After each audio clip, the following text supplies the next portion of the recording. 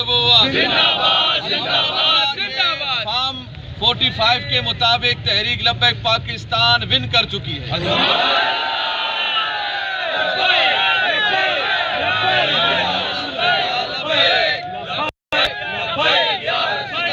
हम मीडिया को बताना चाहते हैं कि आप अपने दज्जाली सिस्टम को छोड़ दें, हक बात बताएं, कभी ऊपर कभी नीचे की बात न करें। हमारे पास फार्म 45 मौजूद है, इसके मुताबिक अल्हम्दुलिल्लाह तहरीक लब्बैक पाकिस्तान जीत चुकी है और ये अभी मामलात कर रहे हैं वहाँ पर। हम इंशाल्लाह भी सब मिलके वहाँ जाएंगे, वहाँ मौजूद रहेंगे, हम देखेंगे कि क्या क्या मामलात हो रहे हैं और खामखा के हमारे वोटों को काटा जा रहा है और हक तलफी की जा रही है। ये हक तलफी बहुत हुई है हमारे साथ और जिन लोगों ने हमें कलअदम किया और जिन्होंने समझा ये कुछ भी नहीं है, अल्हम्दुलिल्लाह कौम ने आज उन सबको कलअदम करार